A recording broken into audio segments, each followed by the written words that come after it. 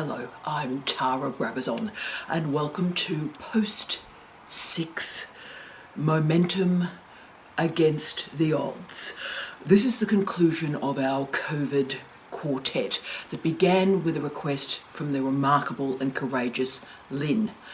Lynn expressed to me that she was simply feeling paralysed, horrified, confused about everything that's happened in the last few years, but also she was horrified, confused and indeed paralysed about the work to do in front of us to repair and restore our systems and our structures, our schools, our universities, our healthcare systems, and indeed the care for the very young and the care for the very old. Now, we've looked through, in this quartet, a series of incredibly provocative lenses, and I know they've been disturbing at times. We started with the happiness industry, we then looked at deaths of despair, and last week we explored claustropolitanism.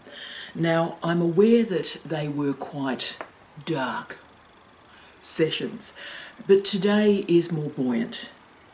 It's more positive and perhaps more provocative as well, because I want to provide concrete strategies for you to move us out of this darkness one step at a time. Now, this session is dedicated to Ali, hi Ali, my Sith Lord brother, for his compassion, his support, his brilliance, and always being the change that he wants to see. Now, just like in the old days of the previous vlog series, today you'll hear Tara's 10 tips. Tara's 10 tips for momentum against the odds. What I'm trying to do is certainly understand what we've all been through, but then provide concrete strategies for us in our life today to take a step forward. And that step forward may be if you're in a PhD thesis, you're trying to make a decision about a job, a major life change, or trying to think about whether it is your time to enter that pathway program for the next step in your life. So the tips I'm talking about today are not how to start, but how to start again. Not how to begin, but how to begin again. This is indeed momentum against the odds. So let's start with Tara's tip 1, just like the old days. Do not wait for perfection or even a good day to enact a change and take that first step. Now, so many of us delay in our decision making. We wait for Monday. We're going to start that exercise routine on Monday. Look, once this chapter of my thesis is completed, my life is going to change. If I can just finish this exercise routine, if I can just once do half an hour of exercise in a day, then my life will transform. Now, if you're waiting for the perfect day to enact change, you are going to be waiting forever. If you're waiting for a clean ending, something to conclude and then your life will begin, that will never happen. And particularly at the moment, because every day, it seems, we are buffeted by crises and emergencies. So actually, dear friends, a start is when you make it. A start is when you begin it. And you know what? A new beginning commences the moment that you summon it. You know the Wizard of Oz? You know Glenda, the good witch, she of the fabulous eyeliner? Well, remember Glenda told Dorothy that she had the power within her all the time to return home, and yet Dorothy was waiting for some random wizard, a wizard, to save her.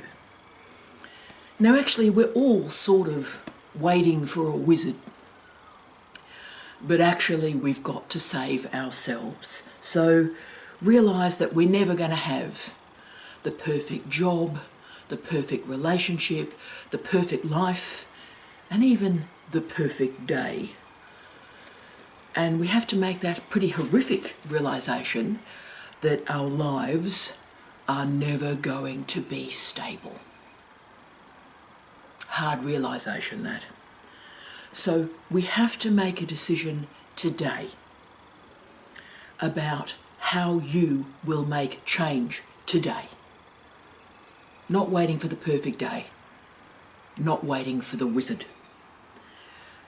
We have to be our own wizards in the midst of this interregnum of instability, confusion, darkness, and chaos.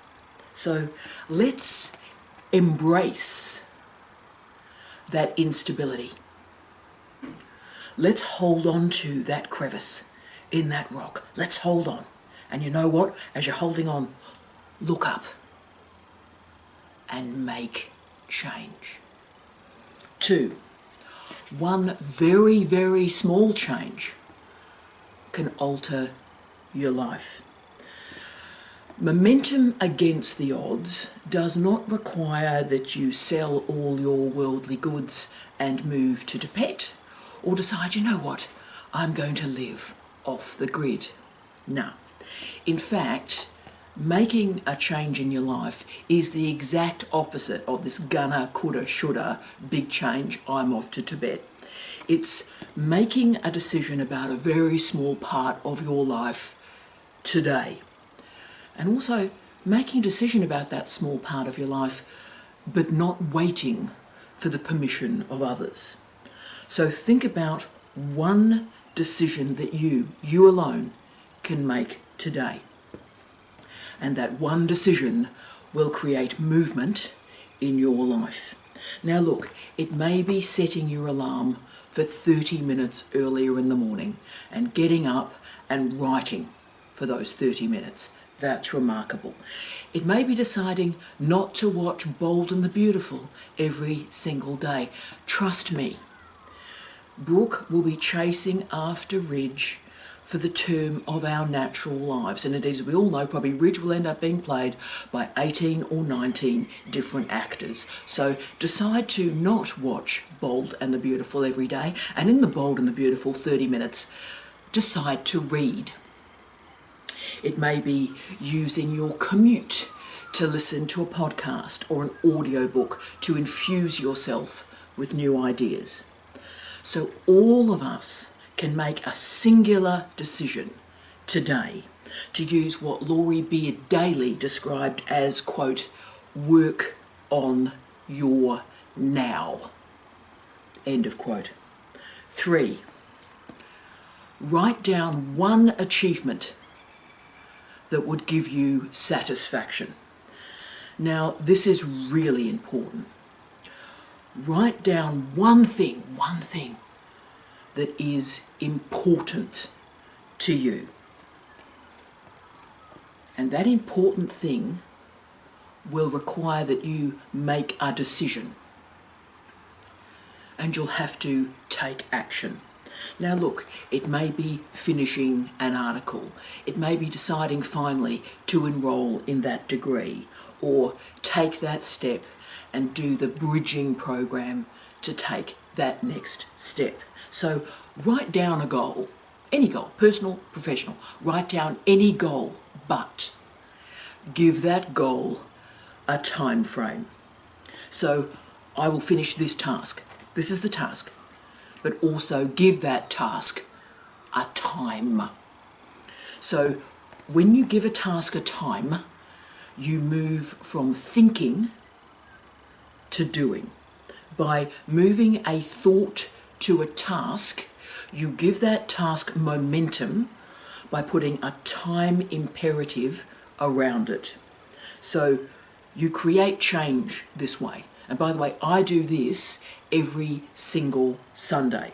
So instead of being stressed, going, what should I be doing? What could I be doing? What should I have done? And getting lost in that confusion, I give myself discrete, and specific tasks to complete every single week. And then I break these tasks down every single day. Every night, I wish I could show you, it's to the side of me. I have a tiny whiteboard, because obviously my big whiteboard is in storage. So I've bought myself a tiny little whiteboard, and every night I write down the tasks I'm going to complete the following day. And that mini whiteboard has probably saved my life, and it's organised my life. So this is how I stay on track. I don't allow days or minutes or even hours pass me by, even in an unstable location like this.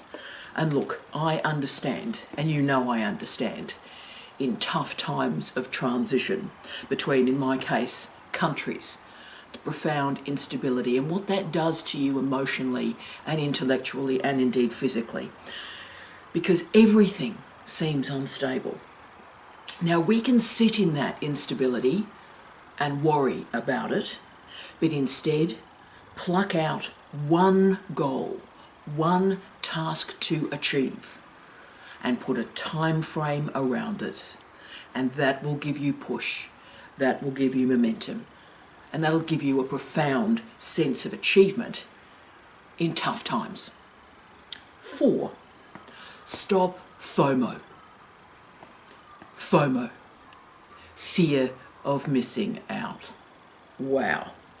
So FOMO creates distraction and fear and worry and envy and jealousy, so all the bad stuff. The assumption, of course, from FOMO is that our present is not enough, our current situation is not enough, and it's not meaningful.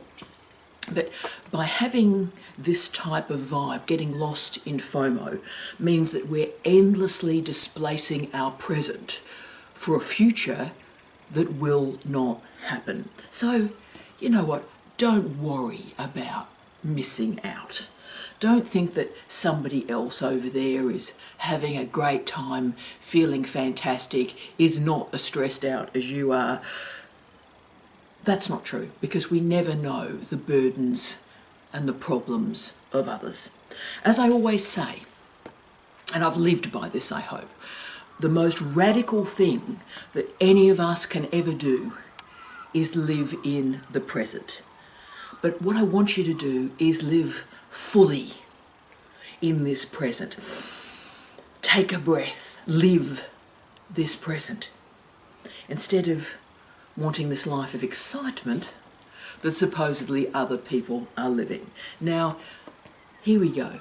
Instagram influencers shouldn't be a model for anything. Instagram influencers shouldn't be a model for anything in life, whether it be putting on those weird metallic fake eyelashes, working out contour powder, and certainly they shouldn't be a model for anything to do in life, particularly a thinking life of responsibility, of sustainability, of respect, and of decency. None of us are missing out on anything. We are precisely where we need to be. We just need to occupy our present with greater accountability for ourselves and respect for others. If you spend your time comparing yourself to other people, you are never going to be your most accountable and robust self. 5, routine is everything. If you live each day as a performance art experiment, then you're going to spend precious minutes, precious hours, maybe even entire days making decisions, or more precisely perhaps thinking about making decisions. The key to momentum against the odds is to establish and to control as much of your routine as possible. So, We all have to live our lives, and there are responsibilities there, responsibilities for other people, responsibilities to pay our bills. But of course, much of our time is not our own. I understand that. So there's a portion of your day that is within your grasp and control.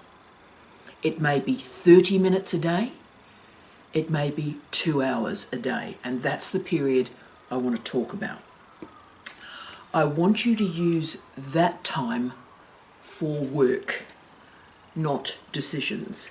And the way we reduce the thinking time, we reduce the decision time, is to create a routine. This is called, by the way, habit stacking. I've used this for 25 years, habit stacking. So every morning I wake up, put the kettle on, take my vitamins, have a shower, sit down and write for 2 hours. Then I get up, go to the gym for 2 hours. During the 2 hours I'm at the gym. For the first hour I listen to an audiobook or podcast and get an infusion of new ideas. And the second hour, when I'm on the treadmill, I learn these vlogs. Now, as you can see, I didn't even have to think about that when I was telling you about it. That is my routine. I don't spend 1 second thinking about that routine from the moment that I get out of bed.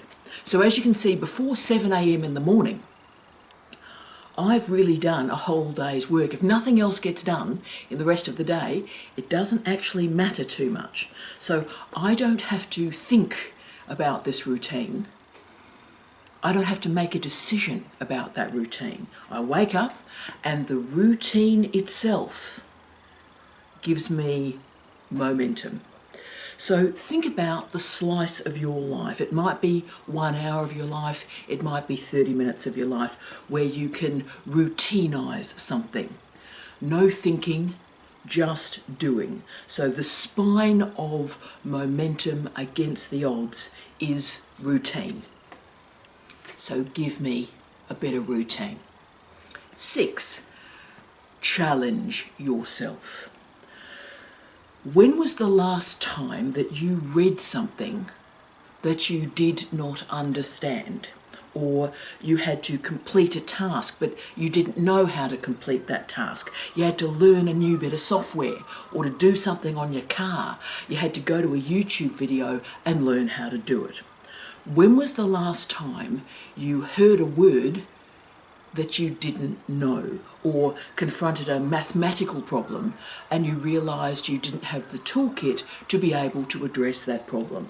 Now, these moments are gifts, absolute gifts, because most of the time we move through life pretty comfortably. We sort of think we understand what's going on, and there's really nothing that comes in our path that diverts us from those assumptions. And of course, that means as we move through life pretty happy, we're satisfied and we're satiated. But momentum emerges when we confront challenges. So if there's a word that you've suddenly discovered that you don't know, get excited. I don't know what that word means. Get a dictionary and learn a new word, and then say, wow, I've learned a new word. If you've got to learn a new bit of software, and this has been my big thing of the year, if you've got to learn a new bit of software, don't get a bit scared and go, oh, I don't know if I can do this. Go, okay, let's learn some new software. The greatest strategy to create momentum against the odds is to routinize challenges in your daily life. And I learnt about this 25 years ago or so from one of my former PhD students, the great Dr. Debbie Hindley. Hi, Deb. And Deb got into the habit of routinizing professional development every week. And of course, MOOCs and FutureLearn and LinkedIn Learning has made that a lot easier for Deb to do. But Deb gave me that incredible insight and innovation. Make every week a learning week. Make professional development, make learning challenges part of your weekly routine.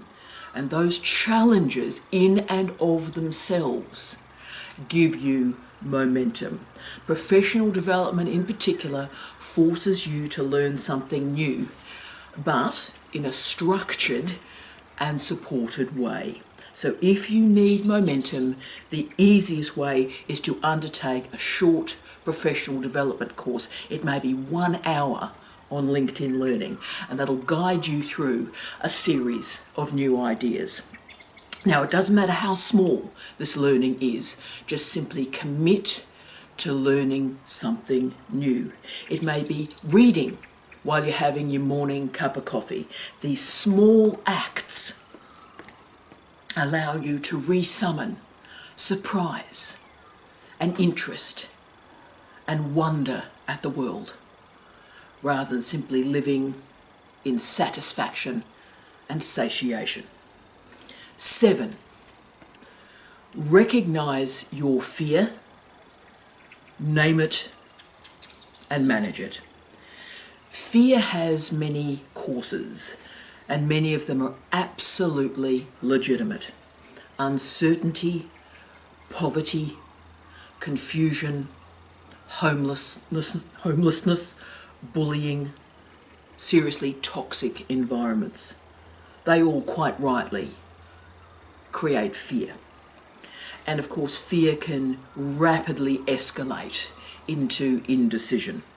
Fear is the companion of immobility. Now, I'm not saying avoid fear. Fear is life. Fear is life. And the only people that avoid fear are the narcissists who make the rest of us, our lives, an absolute shambles. But fear can be recognised and managed if we understand it, we locate it, we name it, we speak the words. So when we recognise that a fear has happened, we can start to manage it. And I think manage is the right word there. Naming a fear and understanding a fear creates a context so that you can work at it rather than remain paralysed in indecision. 8, create a productive alignment for today. One of the reasons I think so many of our lives have been out of focus in the last few years, through COVID, through wars, through profound economic instability, and a series of really, really mediocre, nay, dreadful governments, is created a misalignment in all of us. And this misalignment is between what you actually want in your life and what other people around you are telling you what is a successful life. Now, these people may be your PhD supervisor or advisor. They may be your boss. They may be your partner. They may be your friends. They may be your family members. They may be Instagram influencers. Unbelievable. I think one of the reasons that life has got so tough, Lynn, I really do. One of the reasons I think life has got so tough, besides, of course, a global pandemic and truly horrific economic conditions, is a misalignment. And this is a misalignment, I think, of what we believe in, what we enjoy, what is important to us, and what we're actually doing with our lives. A misalignment. What's important, what matters, and what we're actually doing with our day.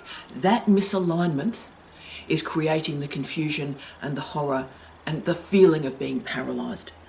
And that's why we're stuck. That's why we're lacking momentum. We're not the same people we were a couple of years ago.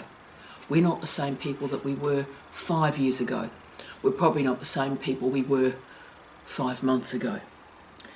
And so holding on to your previous hopes and aspirations and motivations is just not working anymore. Now, I read a lot of what's called the life strategies research. I take one for the team. I read a lot of the life strategies research, which is sort of this subgenre of self-help. And the gap between this life strategies research and the context, the environment in which we are living, is absolutely breathtaking. And think about it, all this nonsense, and it still emerges in job interviews. You know, these ridiculous questions. Oh, what's your plan? Where do you think you're going to be in the next 5 years? You could be dead. Where are we going to be in the next 5 years? Ridiculous question. We don't know. Because the context, the environment of work and families and economies is so unstable, we can't predict 5 months in advance, let alone 5 years. So this stuff is over. This 5-year stuff is redundant. So what we have to focus on right now is a realignment of who you are and a short-term goal. A realignment of who you are and a short-term goal. All we have is the short term at the moment. All we have is this minute that we are sharing. All the structures and the institutions that we have relied on, we attempt to rely on, they are unstable.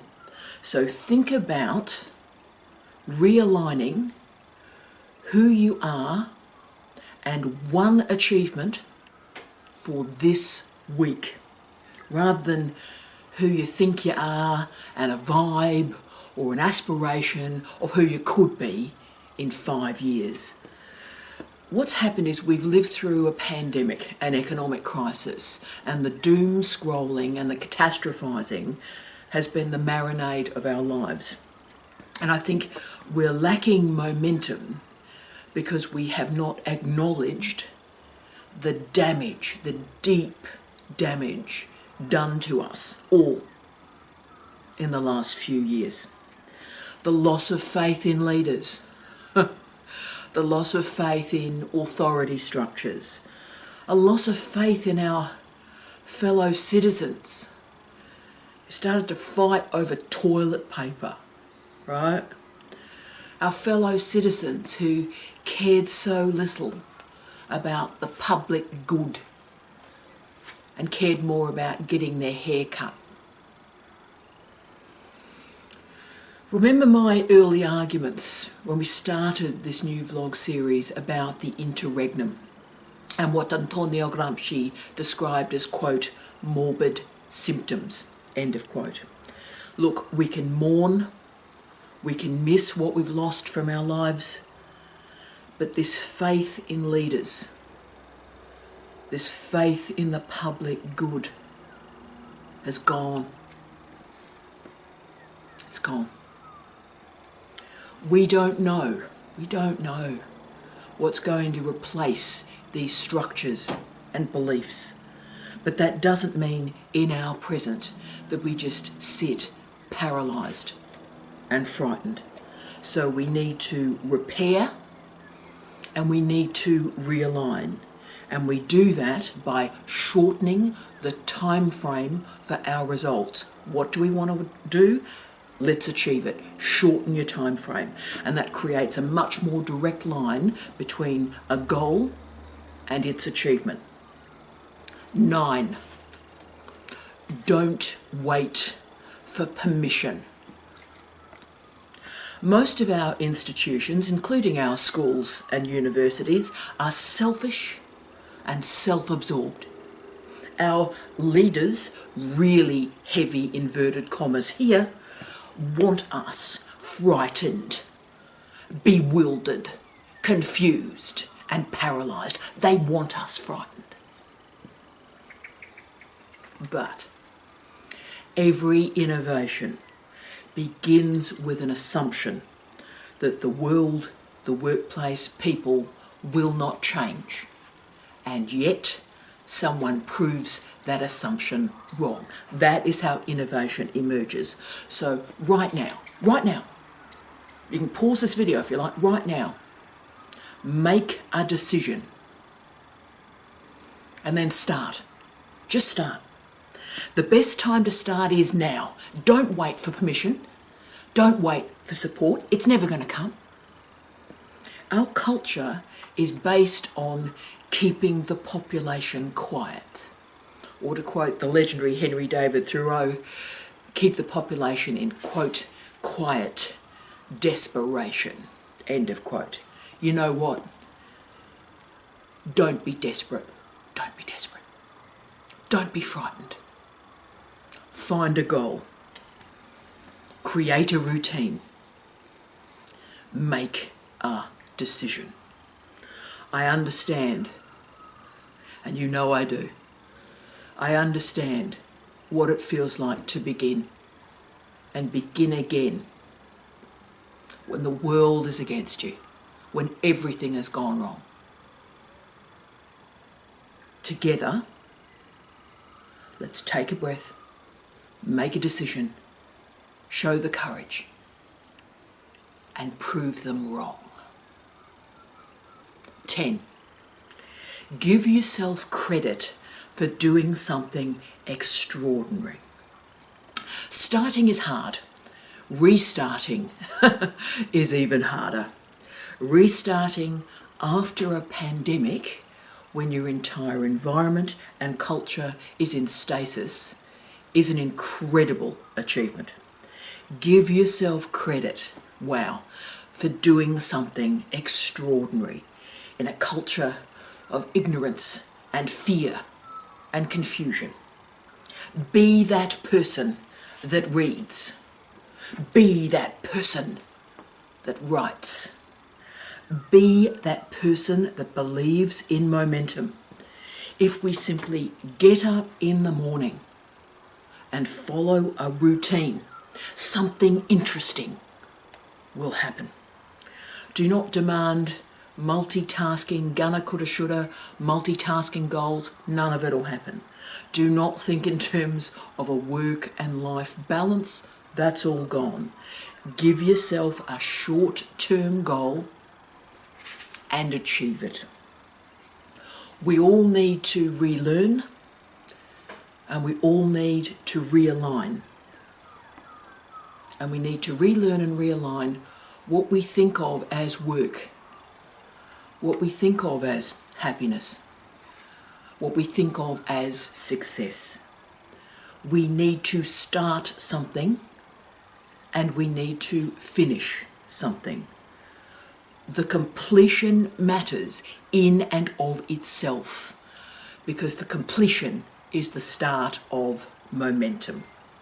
Now, we started this COVID quartet with Lynn's incredibly courageous statement that she was feeling completely paralysed.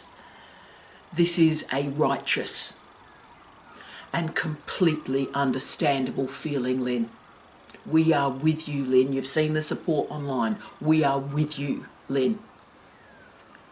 And we've probed how this feeling has happened through the happiness industry, deaths of despair, and claustropolitanism. I think we can see now that survival was and survival is a great achievement. Through this last vlog, therefore, I wanted to validate you and validate our survival. Let's start to create these short-term goals, these short-term successes, by realigning goals and outcomes for this new reality. Now, I've presented 10 quick strategies that if you're stuck today, how can you make a decision today to create momentum tomorrow? The imperatives of all the strategies I've put in place for you is momentum. But I think it's much more than that. I'm hoping that together we can provide some comfort, but we can also reclaim control in a context in which we feel we have none. You may have been told at work or by a friend or by a partner that you're burnt out, or you know what, you're just not resilient enough. Actually, you've survived for a reason. And now we have to find that reason. This year, let's focus on creating meaning from that survival. Let's create our own meaningful stories, and then let's share them with others and create a culture of support. I wish you love, light and peace. Tea out.